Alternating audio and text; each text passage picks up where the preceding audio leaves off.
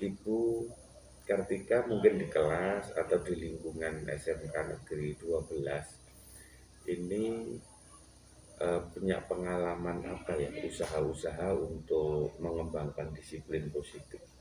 Yang saya tekankan ke anak-anak itu adalah jujur dan bertanggung jawab sebetulnya. Jadi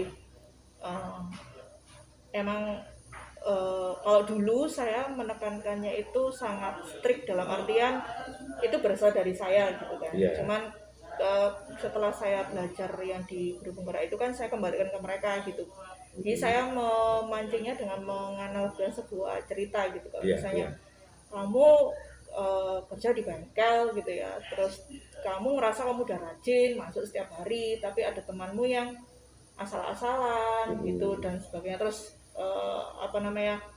harusnya ngerjakan 2 sepeda, dia ngakunya 5 sehingga dapat masukan lebih dan sebagainya. Itu tanggapanmu seperti apa? Seperti itu, sehingga itu cara saya untuk memancing bahwa kejujuran itu penting dan tanggung jawab itu juga penting. Jadi maksud saya itu merdeka belajar kan nggak seperti yang ogah-ogahan santai tapi tiba-tiba nilai saya bagus dan itu. Jadi itu yang saya tekankan sebetulnya. Jadi saya berusaha untuk menyadarkan mereka bahwa kalau emang kita tuh pengen meraih sesuatu itu emang harus ada usaha yang kita lakukan gitu.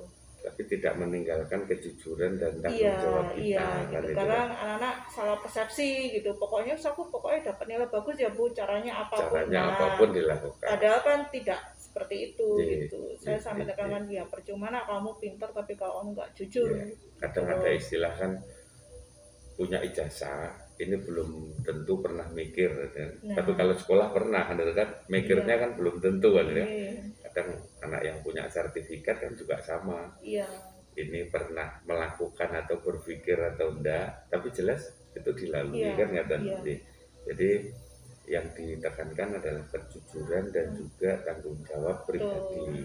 Anak-anak itu suka meremehkan gitu loh Pak. Jadi kayak misalnya, nah kamu kalau kayak gini ntar kamu kok lulus gimana nak, saya bilang seperti itu. Dan gampang Bu, saya jadi tukang parkir aja bisa kaya kok kayak tetangga saya. Saya bilang loh, kamu pikir jadi tukang parkir itu cuman duduk doang gitu aja, ada loh usaha yang mereka lakukan. Saya terang seperti itu bahwa loh mereka nggak cuma duduk doang, mereka ada usahanya. Mereka juga membagi lahan parkirnya, mereka juga harus tahu ini shift pagi siang sorenya, harus tahu oh kalau melayani orang itu seperti apa, bukan gitu. Datang dibiarkan pulang disemprit gitu. Dan itu kan ada treatment yang mereka lakukan. Kamu jangan mikir kayak seolah-olah jadi tukang parkir itu enak terus menghasilkan uang mikir, gitu.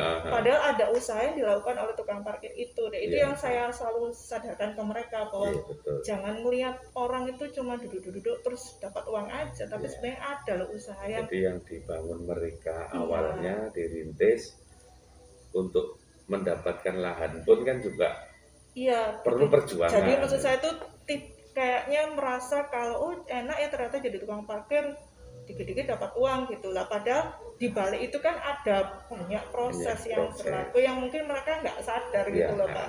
Nah itu yang saya memang mungkin mencontohkannya itu dari yang pekerjaan yang mungkin dianggap mereka tuh sepele gitu, karena kalau